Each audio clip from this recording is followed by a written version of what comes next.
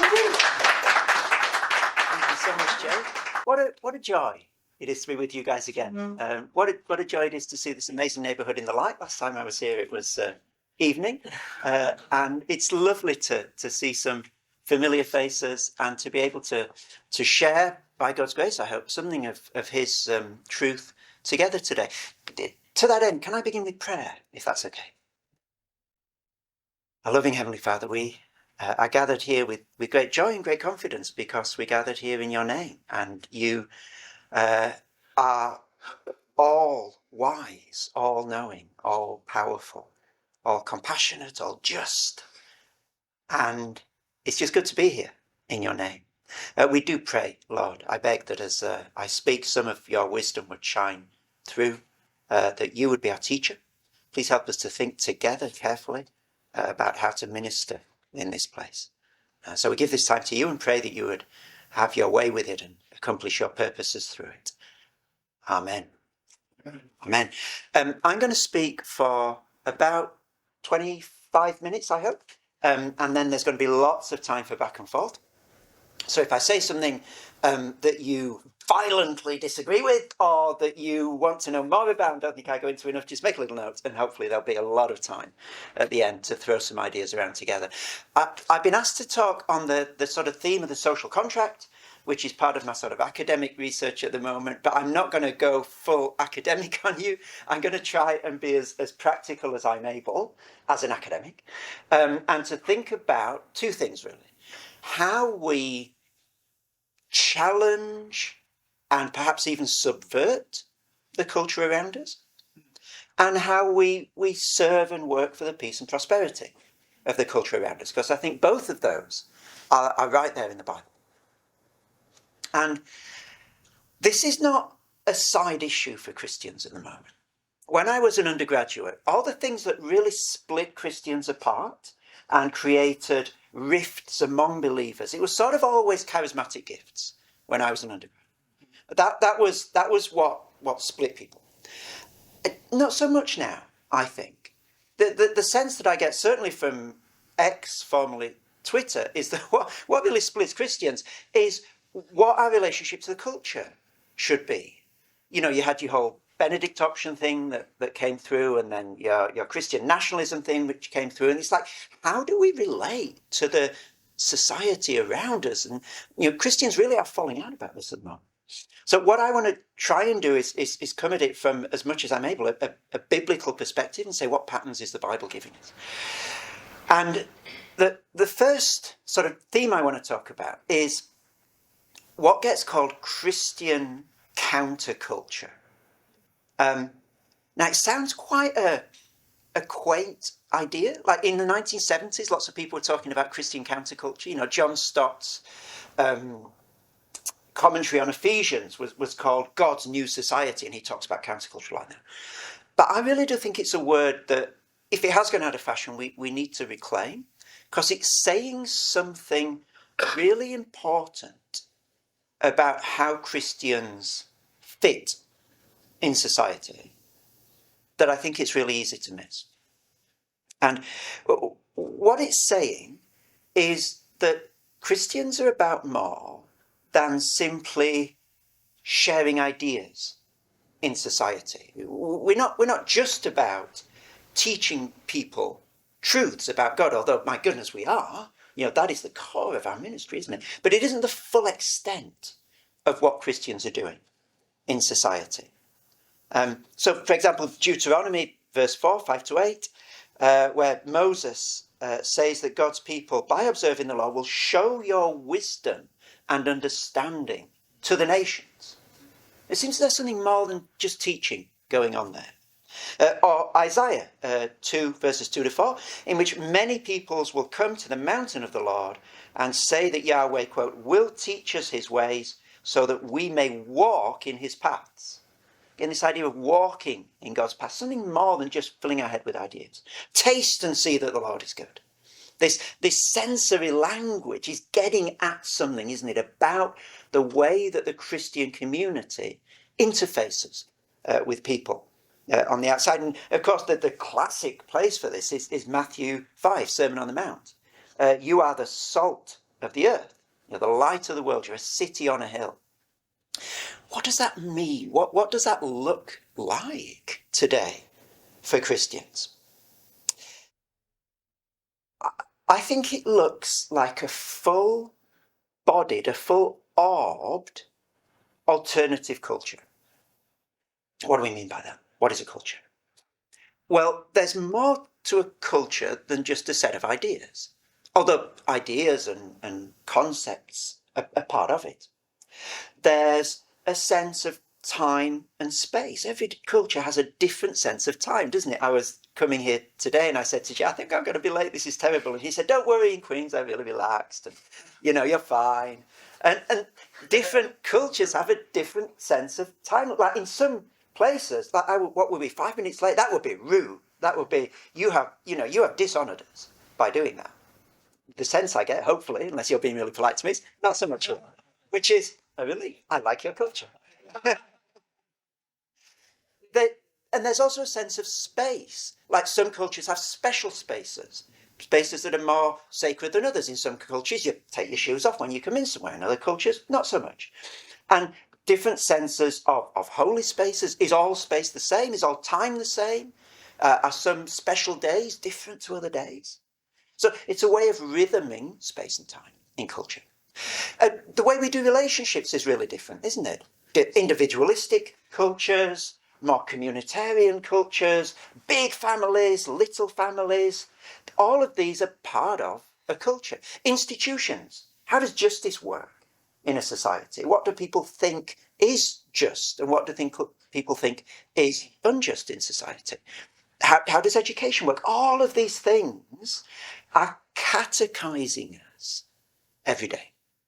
So society is teaching us how to be in the world in all these different ways. Like not by shouting in our face, but just very gently, in ways that we don't notice. It's shaping our being in the world really effectively. Like modern society is really good at this. Really good at this. And for Christianity to be an effective counterculture, it needs to be acting on all these different levels, with its own sense of time and space, its own rhythm of the week, its own sense of what is just, its own sense of how relationships work. Because all of these things are little hooks into us, if you like. Modern society has all these different hooks that are dragging us into a certain way of being in the world. And if the only hook that we as Christians have is the intellectual one, then it's not hard to see who's going to win that tug of war, is it? Yeah. And so a full-orbed Christian counterculture is the only way that we're able to resist the pull of the world on people. And the only way that we can do that, of course, is in thick community with each other. I can't develop a Christian counterculture by watching something online. And this is one of the reasons why during the pandemic, what we were doing online wasn't church. It was what we could do if we weren't meeting together at the time. But it wasn't church because we weren't bodily together with each other. We weren't trying to work out these rhythms and patterns of living that we could then take out into the world together. We were being fed and it was helpful, but we weren't fully meeting together as church. There is a danger, though, I think, about the idea of being a counterculture. And it's this. That we assume that there's this big sort of Goliath out there called the culture, or modern culture, or secular culture, or whatever it is.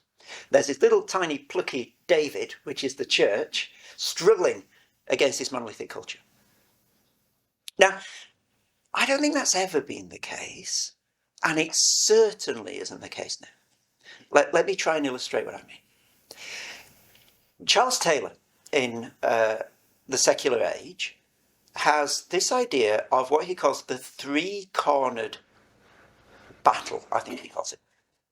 So he says today, there are two really, really distinct groups different to Christianity in the society. There's, I think he calls one of them Enlightenment humanism. So it's like your Steven Pinker's, we need to be rational. If we are, society is going to be wonderful. And that's the way that we make progress. And that position defends what it calls Western values often, which are largely some Christian values that people assume to be Western. But there's another group, really, really distinct from that. And he calls them, I think, the imminent anti-enlightenment. It's sort of your, if you've done a little bit of philosophy, it's sort of your Nietzsche people. So it's rationality is flawed and probably quite prejudiced and oppressive in some ways. It's your sort of social justice, critical theory crew. And they're really, really different to each other. And these sides don't agree. And interestingly, Carl Trueman on a recent podcast, the Post-Secular podcast, with Andrew Wilson and Glenn Scrivener, which is really interesting, really worth listening to if you haven't come across that. They had Carl Trueman on. And he was talking about this, and he said that there isn't one culture opposed to Christianity today. There's a three-cornered discussion, and Christians align with different parties at different times. So he says, imagine me, Carl Trueman, Steven Pinker, Enlightenment guy, and Camille Paglia, who's a sort of a Nietzschean sort of academic social justice person. He said, depends what question you ask. So if you ask the question, is there a God? It's Pinker and Paglia against Trueman. If you ask the question, is there a moral fabric to the universe? It's Pinker and Trueman against Paglia. If you ask the question, will education solve all our problems? It's Trueman and Paglia against Pinker. So there's no one sort of coherent culture opposed to Christianity. There's sort of weird, almost alliances between different groups on different points. And so we can't think of sort of Christianity against something called the culture. It isn't as simple as that. And this isn't new, is it? Think about the way that Jesus engages with culture in the Bible. Very, very often, it's two cultures. The prodigal son. The prodigal son doesn't do what is right, but neither does the older brother. And the father rebukes them both. Think about the Sermon on the Mount. Don't be like the Pharisees. Don't be like the pagans. These two very different cultures that Jesus is both opposing in the Sermon on the Mount. Or think of the groups of the Pharisees and the sinners that Jesus is engaging with. It's been the pattern, I would suggest, from the beginning, that Christianity is always opposed to at least two cultures that are also opposed to each other, and that have strange temporary alliances. So some of the things that the older brother does in the parable of the prodigal son are good. He stays loyal to his father. It's not a bad thing. And some of the things that the younger son does are good. He repents. He receives the gracious gift of the father. And so that there are these sort of moments where these different cultures find themselves doing something that Jesus would agree with. And we see this happening in culture right now, I think. So who were the big sort of anti-Christian people, say, 10, 20 years ago? It was new atheists, wasn't it? Richard Dawkins and his crew. What's happening now? Well, in recent weeks, Ayaan Hirsi Ali, one of the new atheists, has come out as a Christian. She wrote this article, Why I Am Now a Christian. Richard Dawkins, we find, is mainly going into bat these days against woke culture. Peter Boghossian, one of the big new atheists, isn't attacking Christians anymore. He's now attacking cancel culture on campuses. These alliances shift over time. And we as Christians, as we engage with culture, need to be aware of this plurality, of this complexity, and of the way in which these ideas are shifting. If you want another podcast, Justin Brierley's podcast, The Surprising Rebirth of Belief in God, sort of walks you through these changes. And I think a really helpful way, interviewing a lot of these people along the way. So why do we, I think, need the idea of a Christian counterculture as part of our vocabulary?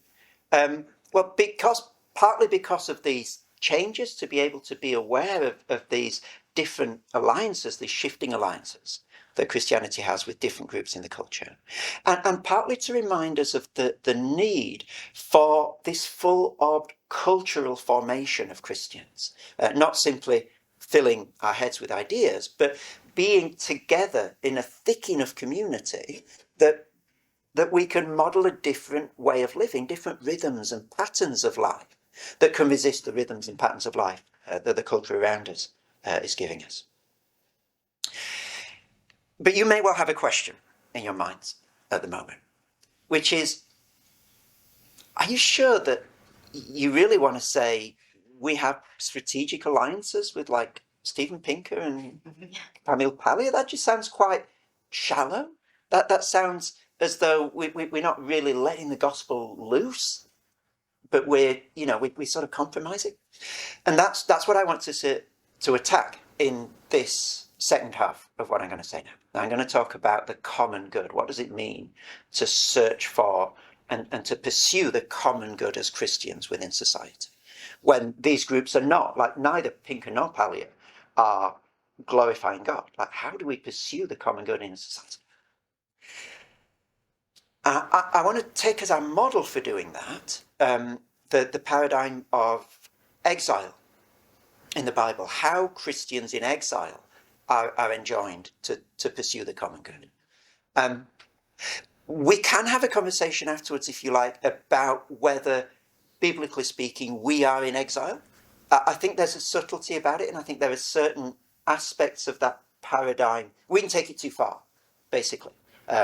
We can talk about that. But I'm going to assume, just for what I'm going to say now, that we, biblically speaking, are in exile here.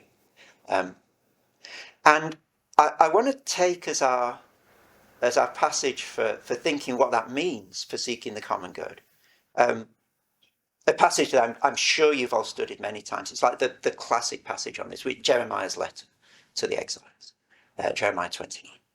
Because I think he's doing something really fascinating there that sometimes we can miss if we're not paying attention. So Jeremiah, of course, says, build houses, settle down, writing to the exiles in Babylon, plant gardens and eat what they produce, marry, have sons and daughters, find wives for your sons, give your daughters in marriage, so that they too may have sons and daughters, increase in number and do not decrease. Also, seek the peace and prosperity, in the NIV translation, of the city to which I've carried you into exile. Pray to the Lord for it, because if it prospers, you too will prosper. Now, this word for prosper and peace and prosperity, as those of us who have looked at this passage will know, is this rich, unctuous biblical word, shalom. Seek the shalom of Babylon. Wait a minute, though. Of Babylon? Like, this is not your friendly sort of country next door that's on good terms with you. This is the oppressor. Like, you read what the Bible says about Babylon, it is not a nice culture. Like, they do not treat people well. They are not kind to their enemies. I mean, these are the people who exiled you, who took you out of the promised land. Like, work for the peace and prosperity of Babylon? What on earth is going on here?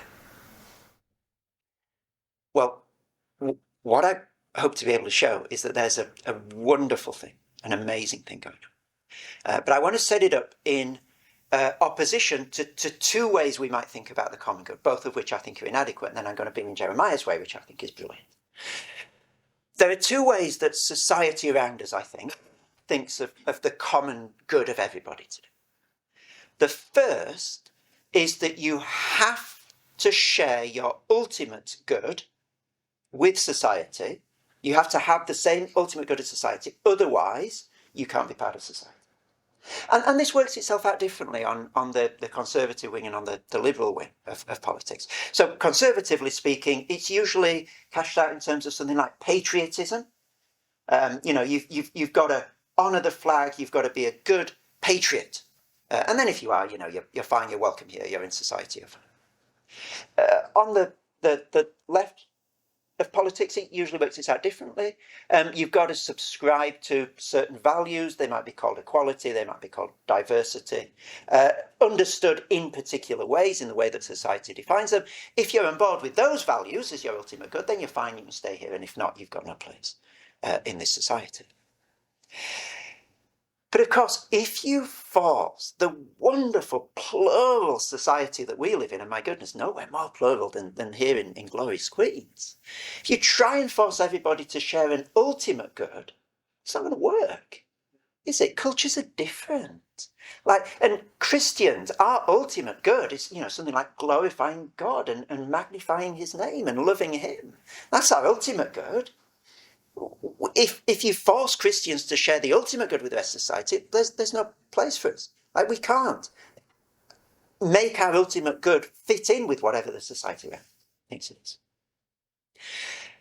The second option that's given us today, if we don't share our ultimate good with society, is that there's no common good at all.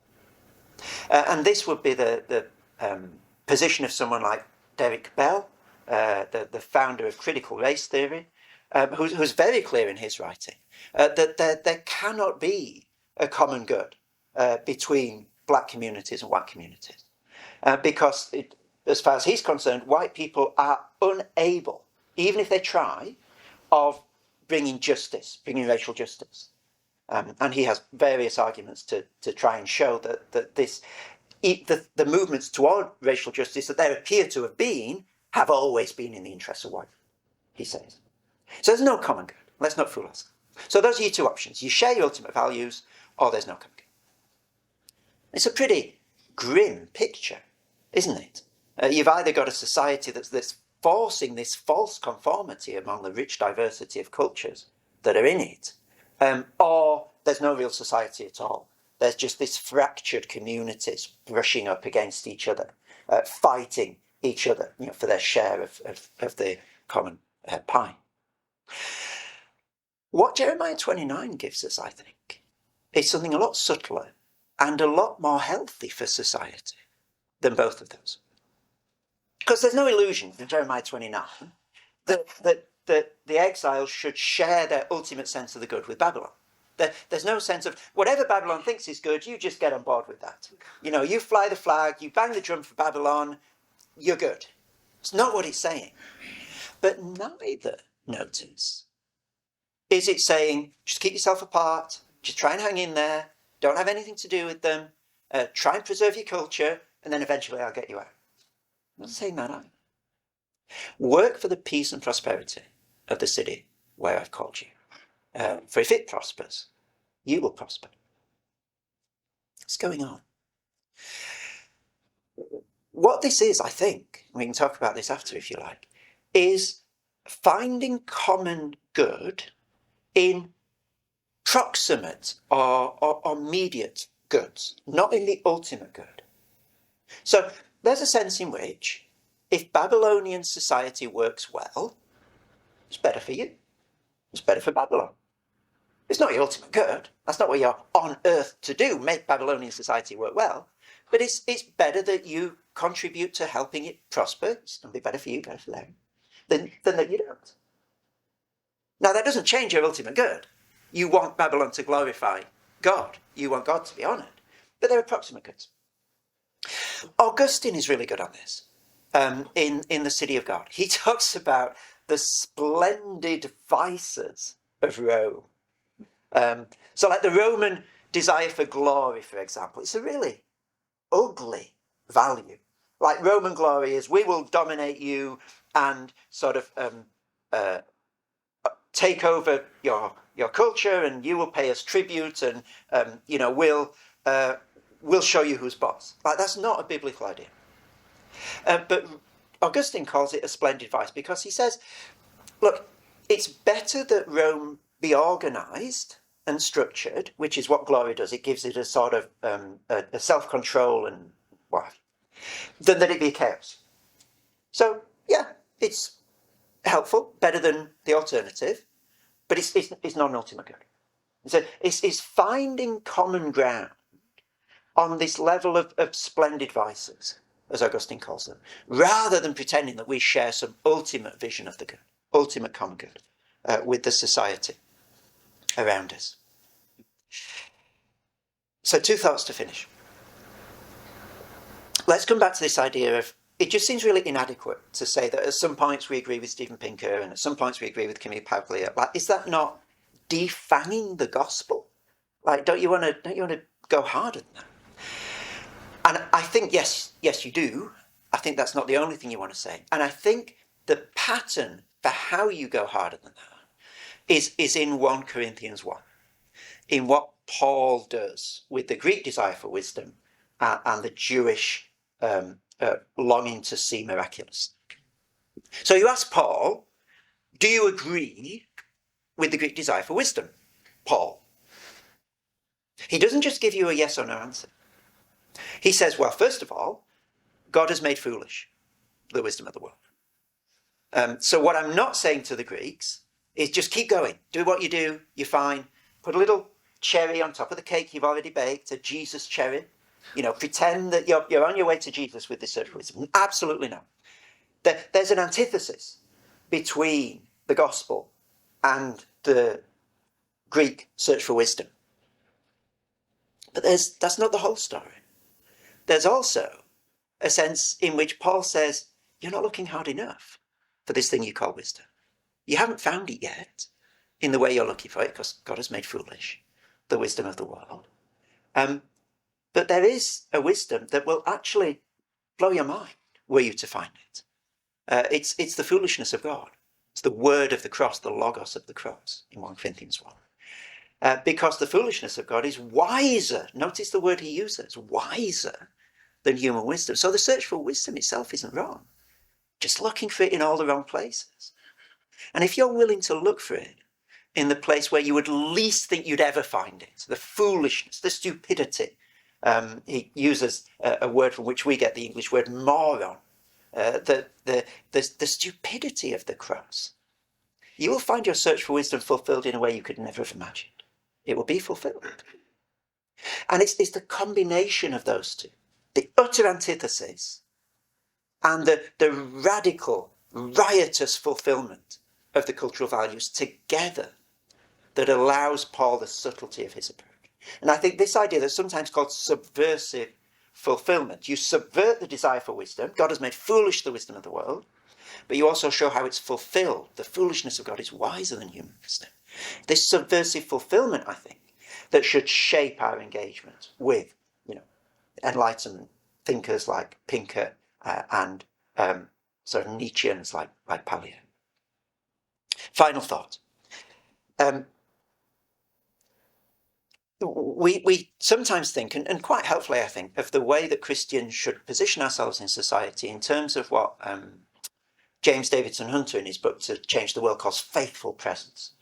And there's so many good things about that. But I think the metaphor of faithful presence, if not the book itself, now I reread the book a couple of weeks ago just to check this. I think what I'm going to say is there in the book, but you've got to look through it carefully. But if you've just got the metaphor of faithful presence, it's really easy to miss these things. Is that the Christian position in society is one that sort of changes over time. It's not just presence. It's not just that we're plonked there in society, but there's almost like a breathing in and a breathing out, sort of a rhythm to the way that Christians are in society. So if you think of the breathing in as the times of increased sort of intensity of Christian community, the times when we're teaching each other and learning from each other these rhythms and patterns of life that come out of the Bible by doing it closely together, by gathering together. And then there are times of the breathing out, which is sort of scattering, going into the world. We're no longer gathered as a community, but we're active in different parts of society. And I think it's really helpful to see the way that Christians are in society in terms of these rhythms, not just a static position. And there are lots of levels of this rhythm. So one of them is daily. You have a daily devotional time, reading the Bible, praying. It's a time of gathering yourself, of trying to rhythm your thinking and your feeling and your living according to biblical patterns. And then you go out into the rest of the day and you live those out. Oh, there's a weekly pattern, isn't there? The idea of a weekly gathering of Christians where together we can sharpen each other in living differently, thinking differently, but also doing life differently, relating differently, using language differently with each other, using our bodies differently in community. And then we go out often at the end of the church service on Sunday. There's a dismissal, isn't there, where go out to serve the Lord. So there's a breathing in and a breathing out there. There's also sort of longer term examples of this. So Christian church weekends away, summer camps, residential times. Been really key in my life. When I was a young Christian, it was the first summer camp that I went on, living for a week during the school holidays, taking over a school and just living side by side with Christians my age, that showed me so much about what it looks like to believe the Bible, what it feels like to live out the Bible. Those intense times of gathering, it's almost your sort of Rod Dreher moments, isn't it? Thick community. Let's build this thing together. Let's do this thing together. But then you breathe out. What you've learned about living in those times, you take into your other relationships. And so I think thinking in terms of this breathing in and breathing out is really helpful for understanding how we live in society. So those are my thoughts. Christian counterculture, really, really important. Much more than just ideas. And seeking the common good, rejecting society's view that either you've got to share the ultimate good in common or there's no common good at all. There's this pattern of Augustine that we have proximate goods in common. That's why we can live in Babylon without compromising our devotion to God. So lots of things to think about, probably things to disagree with, I'm sure, for some people here. So let's have a bit of a back and forth. Happy for questions, but also just for comments. If there's just something that you want to say to encourage or challenge other people here, that's fine too. Quick question about Elijah. Thank you, by the way. Fantastic. Thank you for your time. You talked about the idea of taking Jeremiah 29, this idea that we are community in exile too far. Yeah. Can you give an example of taking too far? Yeah, I think the paradigm of exile is backward looking. So there's a place that you belong, that you've been kicked out of. But it appears that the way that the New Testament talks about the Christian experience is there's somewhere you're going to, but you're not there yet. We have a city, an eternal city, built by God. We're on our way. And I think sometimes the idea of exile, in the way that it's used culturally, gives Christians the impression we ought to get back to something we had before. And we need to turn the clock back in some sort of way. Whereas the New Testament, I think the impetus is press on towards the goal. If you think of Hebrews again, that Christ for the joy before him endured the cross, gone in the shame, that forward motion. And I think if you take the time to really unpack the idea of exile, it's sort of in there. But I think we often miss the forward-looking idea. So it's almost like the contrast between make America great again versus there is a new America. Mm.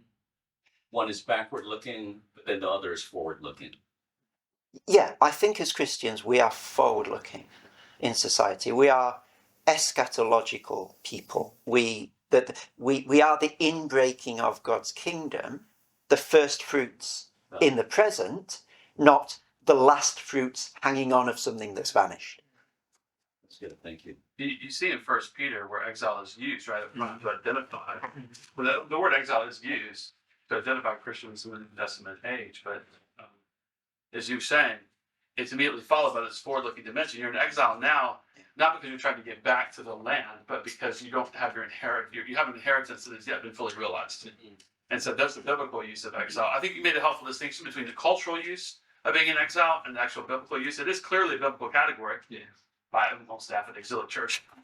That's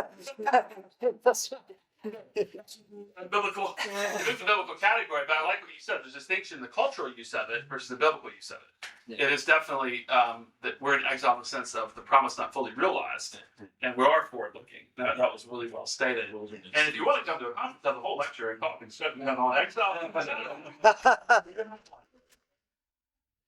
I think Arthur's on that panel. Arthur's going to tell us about experience in exile in Elmhurst on Saturday, I believe. And that passage is really interesting because you've got these two ideas, the aliens alongside idea, Right. Parepidemos, like we're in but not of. We're like, this is not our home, but here we are.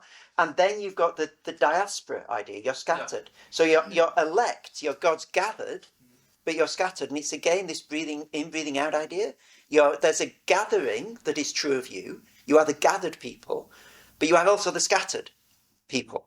And trying to let both of those have their weight in the way that we think about how we do community, I think is really helpful.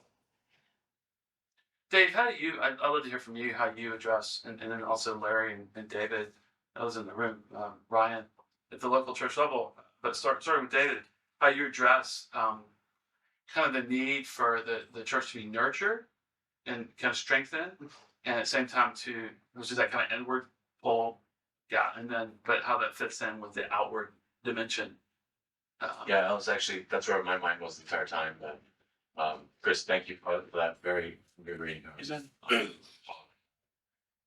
was thinking about that, and I love how you centered community as this like almost breathing in, not just the individual time with God, but community as the place where it's almost like the C.S. Lewis way of like you find your friendship group from which no matter what anyone outside says, you're able to withstand that. And I was picking up on that, and I thought to myself, that could work in the Jeremiah 29 passage because Israel is the exiled community within Babylon. There's a clear identity.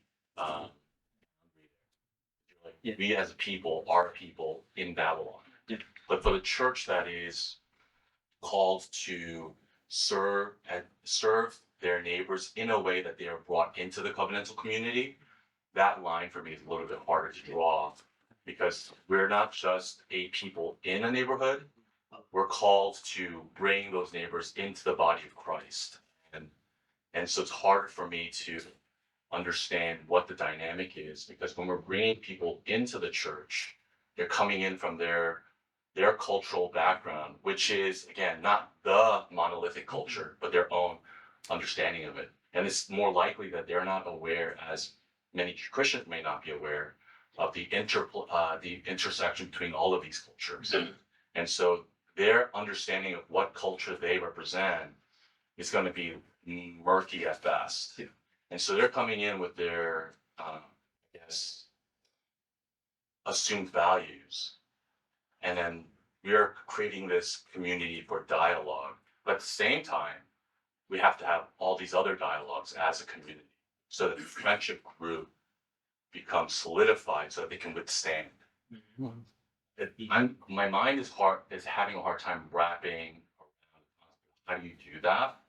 And then I went, in this context, Queens, where there's so much internal brokenness that comes with just how we deal with conflict, our insecurity, that added layer seems to be so prohibitive in that you're calling people into a conversation where we have a lot of mistrust, a lot of disengagement with other cultures and other ethnicities. We have our own issues with feeling heard. Asians, the way that we experience erasure as our own form of racism. I mean, all minorities have been silenced in one way or another. And to have us at space where we can speak and lean into what is considered conflict can be so hard. And so I thought, how do we actually minister that to a context like Queens, where people are coming from insecure backgrounds? Because that seems to be that's the Goliath challenge for me. And to have it in a way where it doesn't just become about that, but we're telling people about Jesus. Because we could build an entire platform to do that, and then miss Jesus. It's a fascinating thought. That's where I am. Sorry, Jay, I wasn't ready to answer that. But my mind was running. It was just lots of questions there. Look, I don't know the context here like you guys do, so I can't speak specifically into that. But in a more general sense, I think I can completely see like how these people who are sort of thinking radically differently and have questions and problems that are radically different to to what appears on the surface of a Christian community. Like, well, how do you interface with them? And one paradigm, and I'm sure you guys have heard this before, that can be really helpful for that is thinking about porches, the third spaces that are neither the dense, intense Christian community nor the world outside, but sort of spaces on the border between those two, where Christians can come and people who are not Christians can come, and people can get a sense of the distinctiveness and the deliciousness of the Christian life without having the full-on sort of Sunday morning church service. And churches, I think, traditionally have understood this. Like in traditional church architecture, there's this space called the narthex, which is like, it's the entry porch into the church. It's not like full on you're in the church now, but it's not the outside world. And like traditionally, it was a place where conversations took place, and there's a sense in which the way we do community today can have these porch places or these narthex places, and they can look differently. They can be, and again, you guys will be much better at thinking of examples than me. Like interest groups where you're getting together. At my church, there's like a board games group where people invite friends, they play board games together, hang out with a bunch of Christians, and I'm sure there are many other examples. But it's a sort of a third space that's neither full-on Christianity, like come and worship with us and put your hands in the air on a Sunday morning, but neither is it just the world. Are there communal practices that can be employed on the porch, those third spaces that would be thick enough to have Christians kind of center themselves as they respond? Look, I think so. And again, I suspect you guys will have a lot more wisdom on this than I do, because I'm not in sort of full-time Christian ministry. But it seems to me, so take the board game group, for example. There are rhythms and patterns of life as a Christian that if the Christians are gathered together, they should be living out. Like, how do you relate to each other? Just almost trivial things like how do you react when you lose a game? And in a sense, I don't want to trivialize this by saying that, all non-Christians when they lose are going to be really angry. I don't mean that. There's going to be a difference. Like if the gospel does make a difference to relationships, there's going to be a difference. And bringing, unbelieving friends into that community, if there's enough Christians there to create those patterns and rhythms, is going to show a different way of living at some level, one would hope.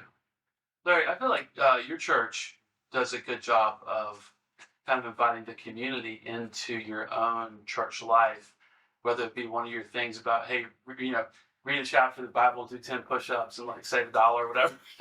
I love that. It's very practical. Like, hey, don't watch Netflix tonight. Read a chapter of the Bible. Pray for somebody. And I just feel like it's a really accessible, very practical way that your church does, like inviting people into your life.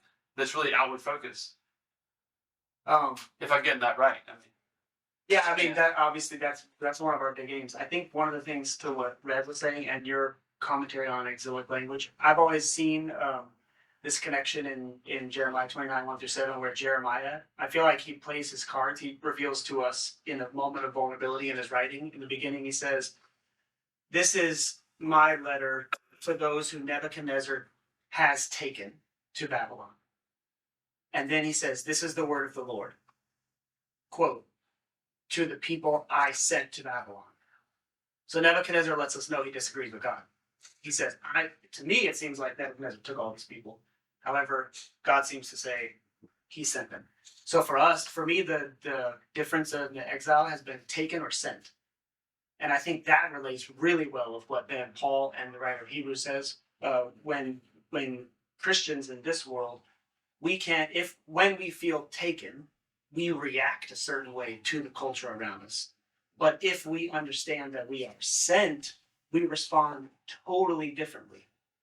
So It's good. yeah, we're all like watching Netflix and we're all unhealthy physically and we're all these different things. So how do we not feel taken? We don't just say like, I'm going to abstain from everything in the culture. No, we say, I'm sent here. And you know our church responds very little to those things that I post. Mm-hmm. The challenges we do. Very few people in our church take those challenges. You know who takes those challenges? The staff. I don't know. No, the people who like if it's the third of the month. Last year I did it every month. I haven't done it this year, but the people who were messaging me saying, "Where's the challenge?" are non-Christian people in our community. They appreciated the challenges, and I think it's because they understand that things are broken, and they see this as a way that someone that I call it the art of presence. What'd you say? Something about presence? Faithful presence was James Hunter's. Okay, so I think that it comes from presence. The fact that non-Christians are even willing to engage with a Christian that's like the ground level work is presence. Plant gardens, eat their produce, build houses. Like we're not renters here, we're residents, that kind of thing.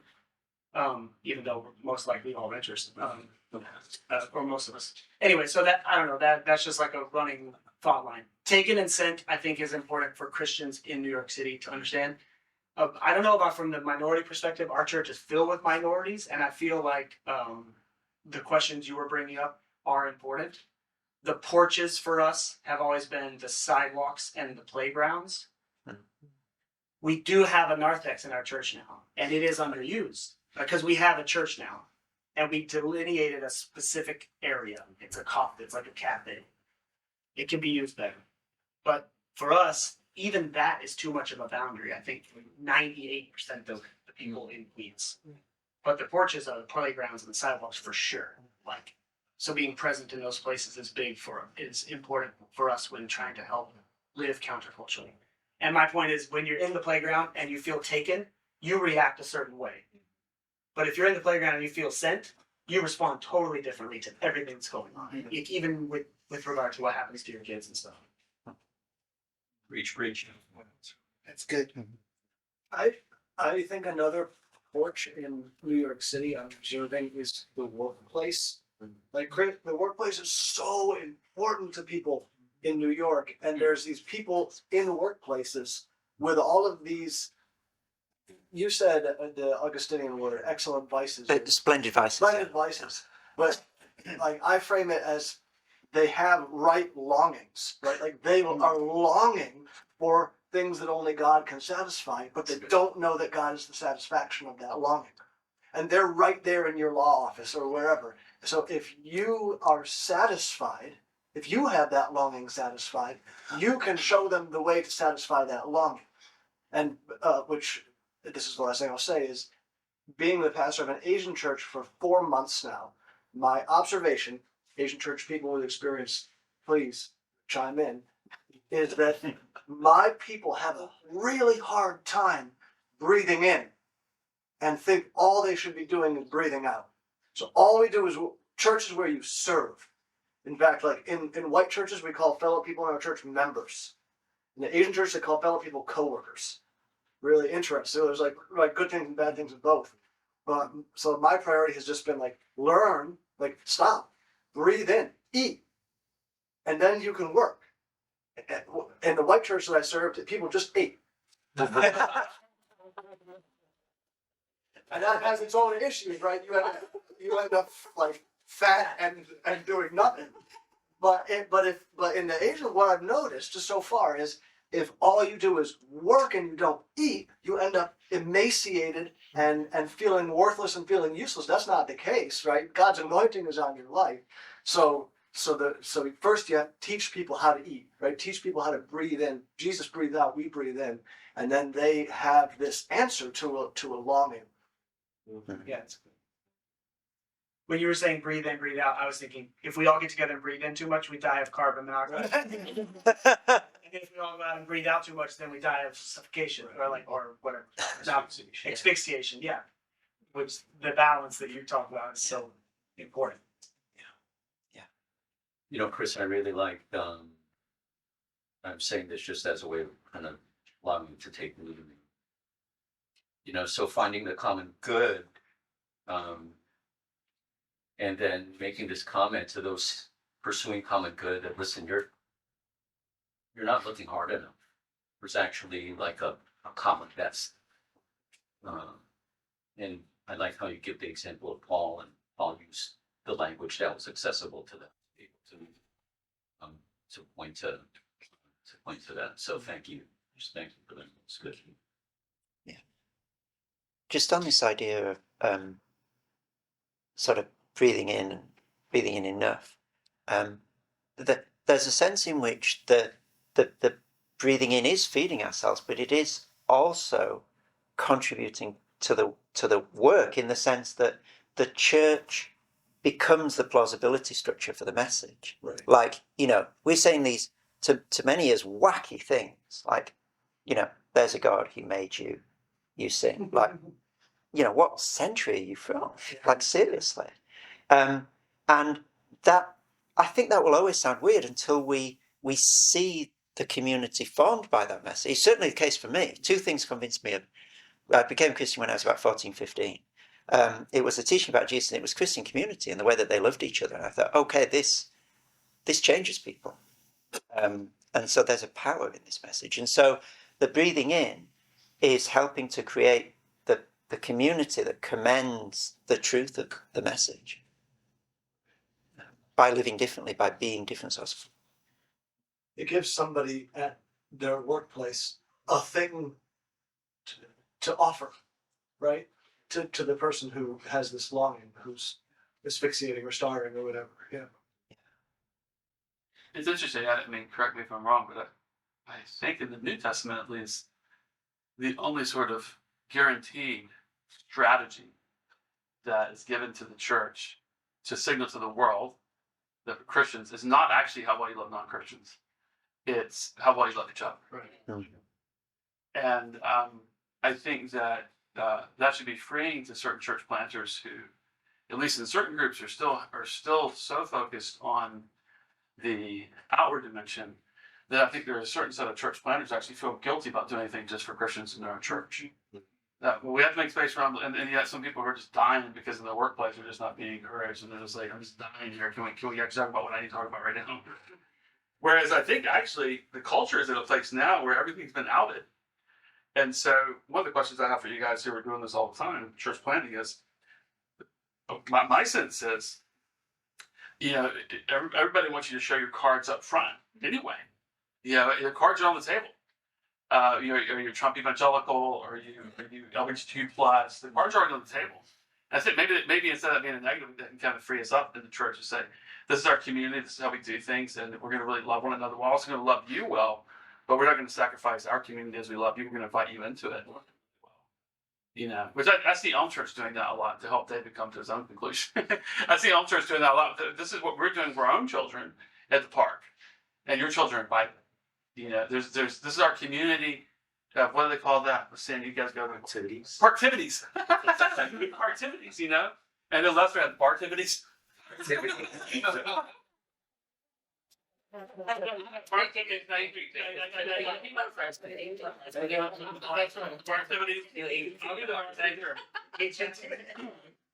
I have distinctive community, invite others into it. I think maybe that's going to be a way to do that somewhat. You know. I'm working through a question. I'm not sure I have all the language for it yet. I think it's somehow connected to what David was getting at. But there's So our values as followers of Jesus are like, oh, once we get to, because you were talking about before how cultures are significantly more than just like our ideas, but they encompass a ton of other stuff. When we're developing some of like that middleware of our culture, it can be difficult to not incorporate parts of the culture around us into those sections, right? Into those parts. For example, the music that we sing together, right? Um, Oftentimes I see the debate about what the Christian culture is happening at that place. And because everything's so politicized, it feels like if we do like, I'm using music as just the example. If we do like CCM, then primarily Christian culture then becomes CCM music, and then it becomes very connected with white spaces, and it has all of these kind of delineations. So how would you, I guess, start to think about what it looks like to develop those in between cultural aspects that can genuinely grow Christians, not acquiesce to cultures, but also still incorporate something that connects with people ethnically or linguistically, whatever. Yeah. I don't know if it's a clear question. Yeah, no, it's a brilliant question. I'm not sure I've got a good answer, but I'll go. I think that the first thing is that Christianity is always enculturated. Like there's no culture agnostic version of Christianity. Like God reveals himself in specific languages to specific peoples. And that's good. Like that's not a defect.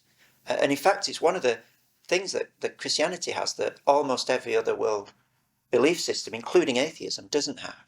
Like you look at Islam, you look at Hinduism, they have geographical centers.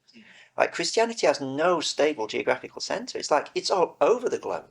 Like the Middle East, and then Europe, and then this country, and then like Korea and Sub-Saharan Africa, and it's like, where's the center of this thing? Like there's no center. And that's a plus, because the gospel can make its home in any culture and every culture. But you've also got to say it leaves no culture as it finds it. Like it challenges and transforms every culture. And so it's not. So we shouldn't sort of think, oh, I don't want to send any cultural signals out with the songs that we're choosing, because the gospel is always transcultural. But I guess we want to perhaps give weight to both of those principles. Like the gospel is in a culture, but it leaves no culture untouched. So the way that we choose our songs and the way that we do a community are both going to send out some signals of familiarity to people. Like these are rhythms that you've heard in secular music. That's okay. Yeah. But if there's no moment of challenge, if there's like this is just what you're completely comfortable with, then that's selling short the way that the gospel transforms culture. So perhaps, I'd look again. I feel myself as the least qualified in the room to talk about this, because this is not what I do for a living. So I'll just say one thing, and then people who know more about it can chime in. But perhaps what you do music wise is that you'd have a range of music. Like some of it might be the sort of white music that you were talking about, but you wouldn't fill your program with that. You'd also have some things that challenge people. In my church, there's a split between people who love the old hymns and people who love the new. So we mix it up. We don't do all of one or all of the other, and so everybody feels a bit comfortable, but everybody's challenged as well, which is probably quite a nice position to be in. But what would you say? What would other people say to that? I think like there's so many examples. So for example, in our church, less about music. Like the most loving and caring people greet each other with a hug, right? And that now has become a part of our culture, right? You hug people. Is that a Christian thing to do necessarily? I don't know. Right? Like First thing is kiss them. right, exactly right. Right. But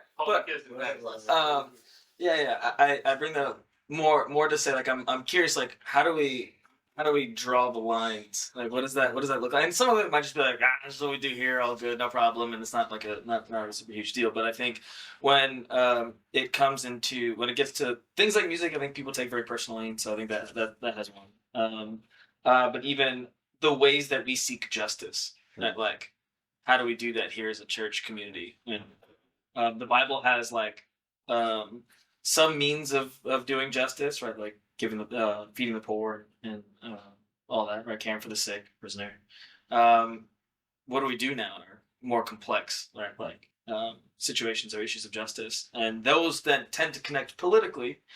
And now I'm like, okay, how do I call this Christian? Do I call it not? Like, how do I kind of navigate that middle space? I think it's still kind of up for me.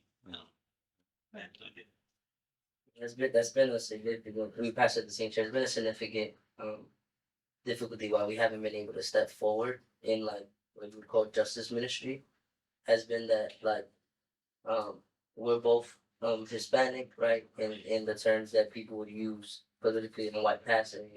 He's black, and so like it's real easy to just think we're gonna assume a bunch of left leaning things about justice and go far into critical race theory the moment we say we're gonna do that. But there's things we would love to do, like highlight African American theologians and share that with our church because they exist too. And that comes from us feeling like in church planting structure or stuff like that, people like us don't exist. We had to just make ourselves present, you know. But we're still not foolish in thinking that people in our church are not gonna be confused or even the community that this means different things. And because what's more important to us than anything is just being like honoring to the Bible and Scripture.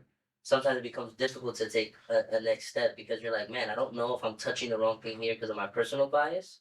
I do know that this is wrong unequivocally, but I don't know if that's my job as a pastor in this moment and how I bring that into life of my church. A lot of what you're talking about, I wrote so much just because that probably the most significant difficulty at our church is like everything you said, being exiles, understanding the difference in culture. Like it's almost like a thing that they know we have opinions on, but we just don't talk about really because there's not a way to actually address it that we've come to.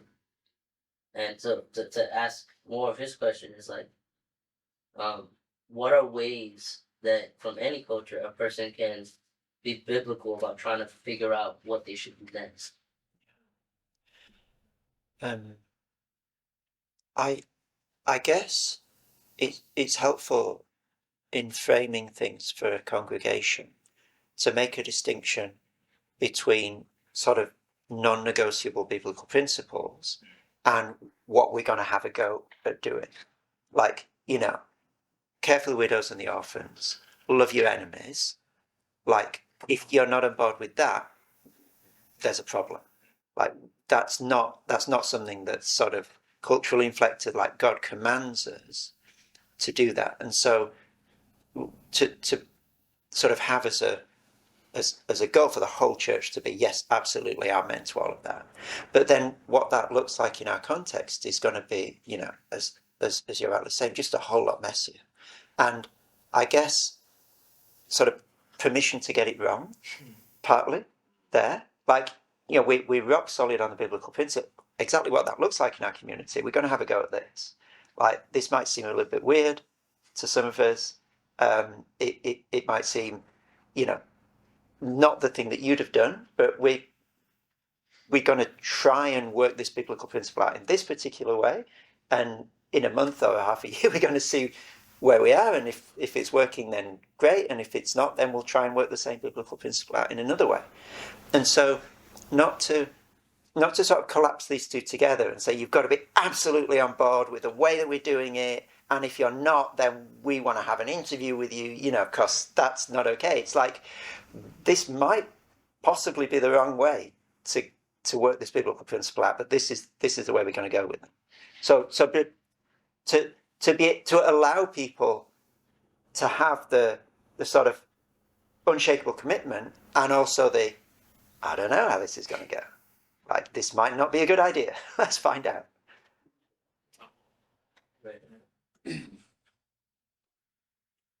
Is what I hear you guys saying so as an Asian pastor at an Asian church, one thing you're struggling with is bringing people to the table who feel like they're being erased as a part of their minority culture.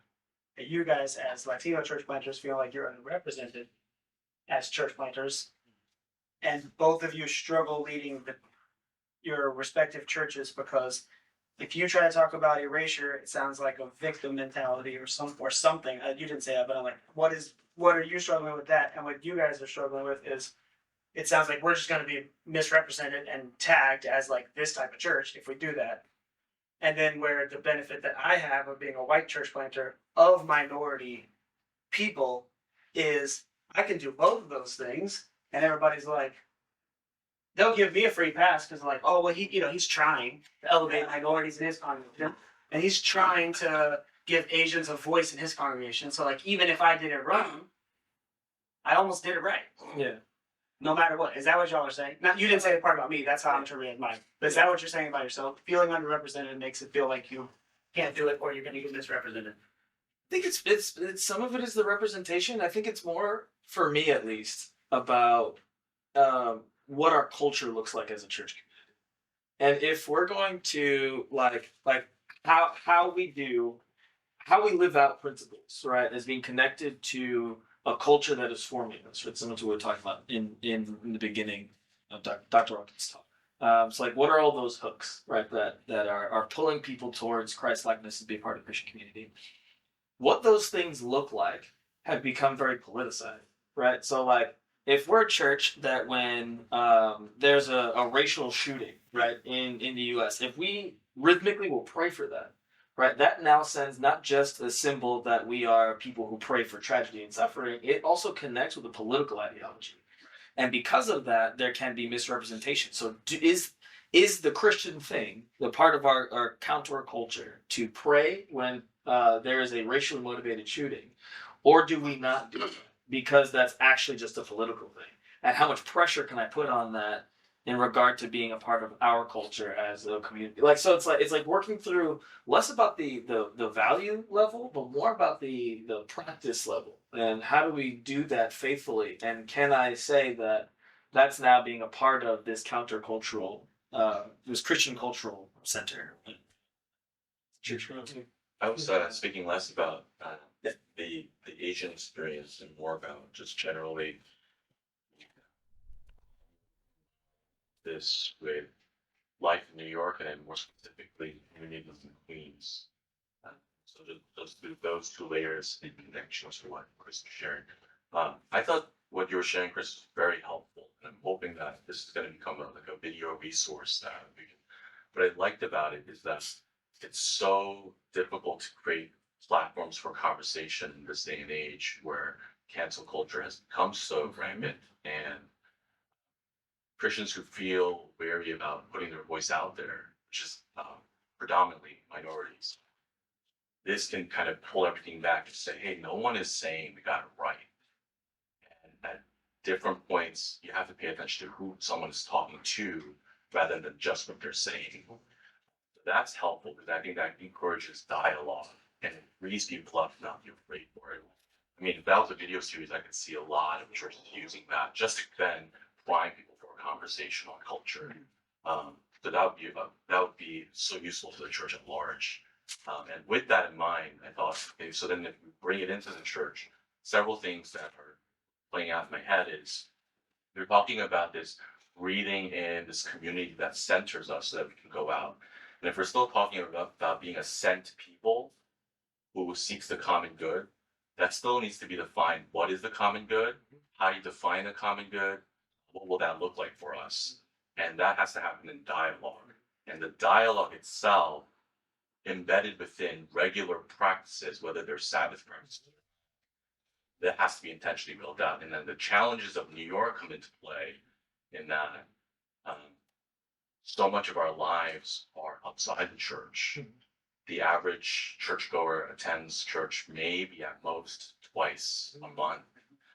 So how do we embed in thick practice that would center us to be sent out?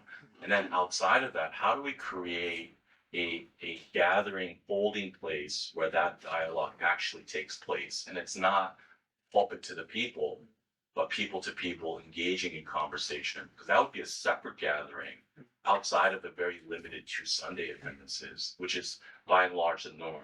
I mean, we can talk till we're blue in the face about how that shouldn't be the case, but that's the reality that we're dealing with as ministers as we think about centering our people.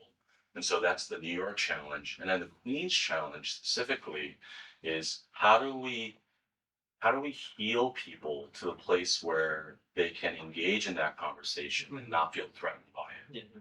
And I think that's where your conversation is a very useful tool, just kind of pulling things back. But that by itself would still not be enough because they're still wrestling with a lot of things inside where they were silenced or they feel very vulnerable. Just sharing, maybe I'm not sure how we create that space as a church on a regular basis. And that would have to be, it sounds like it has to be a regular basis, but it's a centering, breathing practice. You don't breathe once for the day. You don't eat once for the day. There's a regular rhythm there. And I'm going, well, that's not happening from the pulpit. Right? And that's why I mentioned the thing about Babylon. Babylon, you're one people in Babylon. Our churches are pulling people from all of these microcultures into our space. So we're dialoguing in every direction, and we're not sure exactly what people are picking up on. But for us to be a centering community, and then to go out as a sent people and not as a sent individual, that can't happen from the pulpit only. So then I go, where does that happen as a rhythm? In Queens, in New York City, and that's my challenge. But I'm not saying that's not within the purview of your conversation. I think your conversation is great. It should be a video resource to create that dialogue. But that's where my mind went. It's interesting. So just a couple of parts. Sorry, so what was your David? Just on your point, David. Like again, I'm speaking as someone from the outside, so this might be really naive, but it's sort of the Steven Pinker, Camille Paglia thing. Like sometimes I'm going to agree with Pinker, and sometimes I'm going to agree with Paglia. So like there's a race-based shooting. Do we pray about that? That's a sort of agreeing with Paglia moment. Like there's a political ideology out there that we look as though we're agreeing with at that point.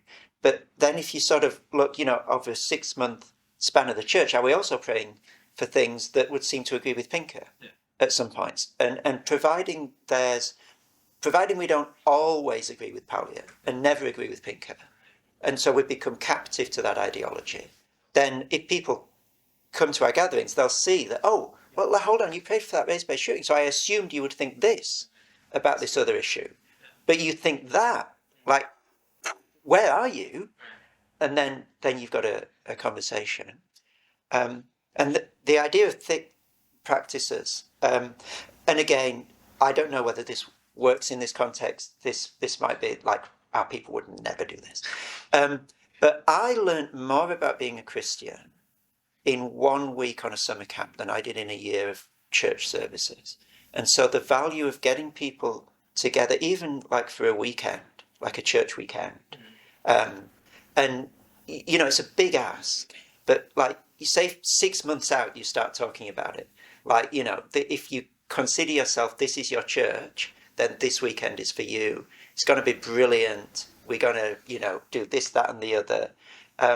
And if we can get people, preferably in sort of some residential context, but again, that just might be too big a hurdle, but that concentrated time of doing this community for a whole day rather than an hour or two on Sunday mornings, I think has exponential benefits for building community. And then when you come back, like for the next 3 months, you're talking about how wonderful it was. So everybody who didn't come starts to feel that they wanted to.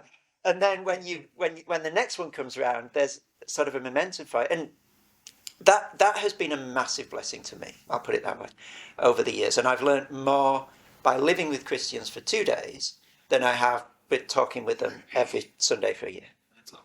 I wonder if it would work if you did that, to have one person have the phone, because everybody's just importing their life into anything like their phones now. When I was younger, Young Life used to have these things, and they would take our Walkmans. Yeah. Their Sony Walkmans, they would take it from you. Yeah. And they didn't have a phone, so if there was an emergency, they had to call the camp.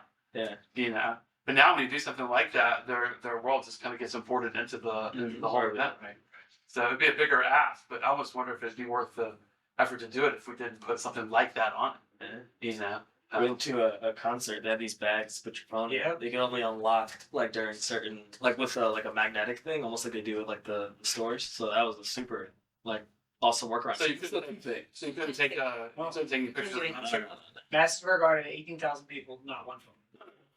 But you had it on you though. You could keep your phone. So like I knew I was getting a phone call at 9 o'clock, but I couldn't open the pouch to answer my phone. I could just feel the vibrating and then sit there and wonder.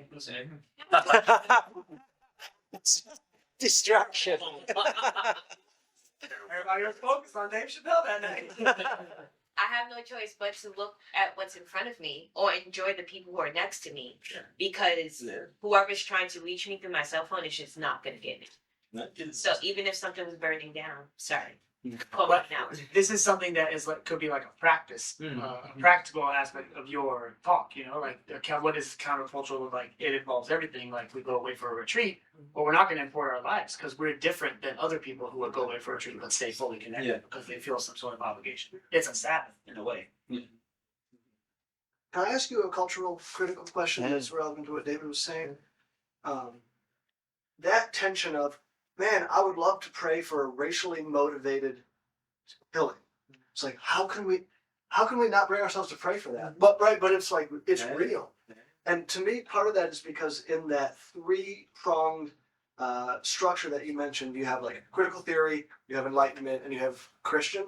It's very clear that it's not an equal three corners, but the critical theory corner is very much ascending. And the Christian has been embattled for about 500 years, and the Enlightenment has been embattled for maybe 50 years. So if you align with one of the other two that are not embattled, that feels a little different than aligning with this ascending and threatening thing of the critical theory. You know what I mean? So this feels like your exact area of expertise. So I'm really interested in what you think about that. I think the Enlightenment people will always think that you're basically a critical theorist. And the critical theory people will think you're basically Enlightenment. Like everybody, and I've seen this on Twitter, like the people who are aligned with one of those groups put Christians in the other camp. And so to expect that, but to not let that, to cultivate a disposition where we're happy to upset both camps, like, because I think sometimes, I can be drawn to sort of not upset one of them more than I'm drawn not to upset the other. And I don't think this gets to the root of your question, but I'm not sure that I can. In our own consciences, be willing to upset both of them and be willing to be called both of them by people on the other side. But yeah, no, I don't know what other people think about that. And if we are called both of them, that's probably a healthy sign. And not guarantee, but probably a healthy sign that we're conforming to neither of those patterns. It's a very big world, and I think churches are going to have to do what they think is pastors have to do. It's good for their church and recognize that you can't be responsible for the way the whole wide world perceives you. And the reality of it is, you may pray for one racially motivated shooting and not for another. Not because you have it, but because one, you might not even know about it, or you have a different connection to it, or the service was full, or you forgot, and people get all outraged, saying, I forgot, or I didn't know about it. And that's okay. It's a huge world, and I think that we have to be. We can't be responsible for everything. But I know as a pastor, feeling the tyranny of that moment, even before all this happened. I used to be scared to death just to pray back in the old days, the pastoral prayer, because I forgot that Sally Sue had a surgery too. That only her small group knew about. And I prayed for Dave's surgery, and then prayed for hers, and now that's like the next hour a week in my office. I'm so insensitive, and it really comes down to the fact that Dave funded the bill. I just forgot. I didn't know. And perhaps one thing that we need to push against, like just generally, so that when it becomes an issue, there's already a context for pushing against it, is the tendency, I think, that we all have to take particular isolated issues as litmus tests of something universal. So, like, whatever else you've done, Pastor, if you don't do this thing about this case, I'm out. You know, I'm walking away from the church. And because I think that sort of, you know, doing what Bonhoeffer would call making penultimate things ultimate, like reading everything about you into what you do about one particular thing. And I think over, you know, COVID, there were people who, you know, freighted the whole of the church's theology into the particular stance that it took to COVID at particular moments, and people walked away from churches like, you're closing, you're not closing, you're doing this, you're doing that. That's, you know, and to cultivate a culture over time where we warn people against that. You know, judges over a year. What have we prayed for in the past year? And not did we say this particular word about this particular event as we pray for it on this particular day? Because you can't get out alive if people are judging you that way. But you know, and once it's already happened, in a sense, it's sort of too late. So to be drip feeding this idea of, you know, don't form a complete judgment of the church on any one thing, you know, judges over time. I really appreciate thinkers like you, because I think some of my problem as a church planter is I have to do the practice of it so often that I don't feel sometimes like I put the thought in, so that I'm confident in what I'm practicing. And then there's thinkers like you that are gifted to the church where you're thinking about it a lot. Like you said, like, I'm not acting all in practicing this, but we can go to you and say, he's thought about it. Let me see what he says about it. Then I can make a more confident decision about practicing it. And in that way, I think you're like Jesus to the church. Like when in Mark 10, the Pharisees came to Jesus and said, what do you say about divorce? Because the Hillel of the day, Pharisee, said, you can divorce, but only the man can do it. Shammai of the day said, you can divorce, but anyone can do it, but has immoral infidelity. There were two camps. He was saying, are you Republican or Democrat? They said that to Jesus, basically, in our day. Like, are you a critical thinker or are you enlightened? And Jesus said, what does Moses say? And they said, Moses said we can divorce. And he said, Moses wrote that, but in the beginning, God said. So I was curious if your thought, like, when you're thinking about these things, is it as simple? I know that the process of finding is not as simple, but is the answer usually as simple as, well, we're going to point to what God says? When there's two camps and they argue and they disagree, like, yeah, sure, maybe Hillel got a little right, Shammai got a little right, Moses, but even Jesus says, Moses wrote that, then he says, but God said. And God said, the two shall become one flesh. And then that's when he says the marriage line, what God has put together, let man not separate. So basically, Jesus says, Moses was off base. Sorry, the law was meant to point out that you guys couldn't get to Jesus, so I'm not going to agree with Hillel or Shammai. I'm going to agree with God. Is it that simple sometimes? Well, first of all, I might be a lot of things, but I'm definitely not like Jesus. I quote Jesus.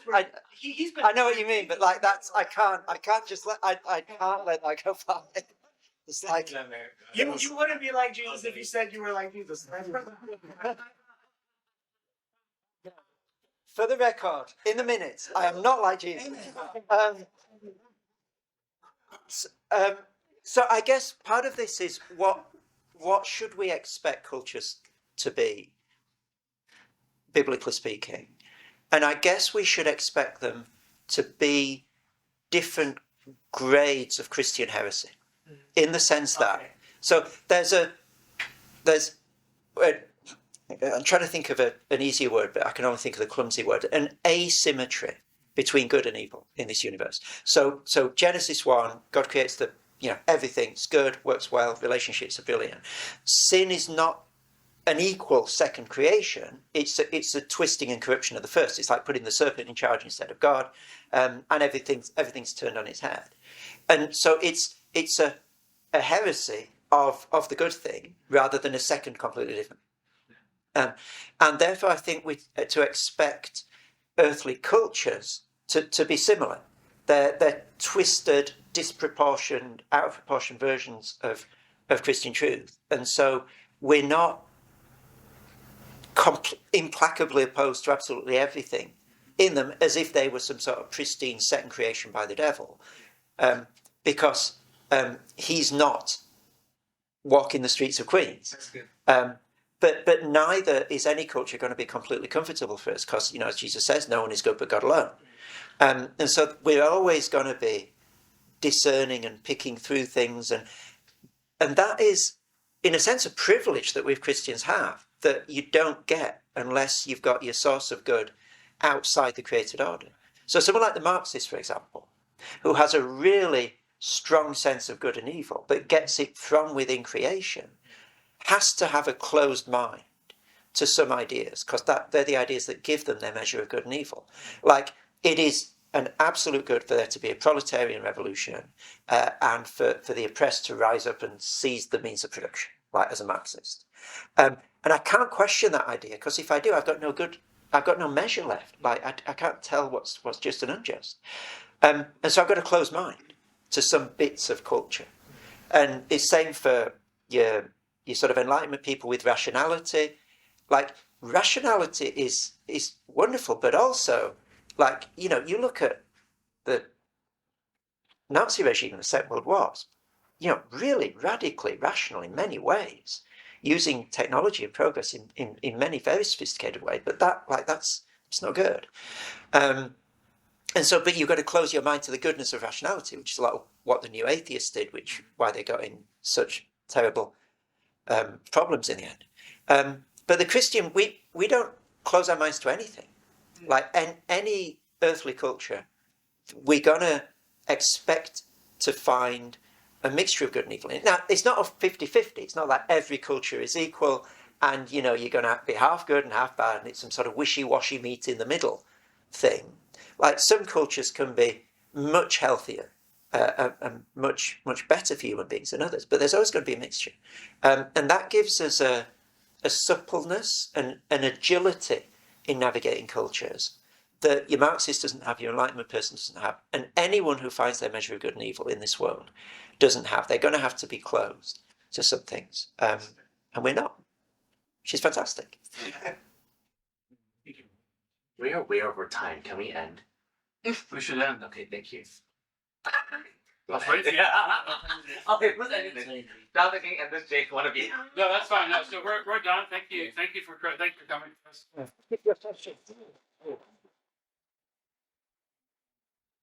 we're gonna have to peel out shortly as well to get back. We have some other things to do in the city. But it was great conversation. I hope we can follow up on some of these things in the future as well. Can I pray for you guys? Our loving Heavenly Father, I do pray that you would take what we've shared with each other today and sifted and what's good and healthy and will be a blessing to us. Help us to remember those things and to put them into practice. And I pray for all the ministries represented here. Please have your hand on them. Please be conforming them to biblical patterns of living and loving and serving in the city. Please have mercy, Lord, on Queens, as people here seek to bring your truth and your goodness to this place. Amen. Thank you. Thank you.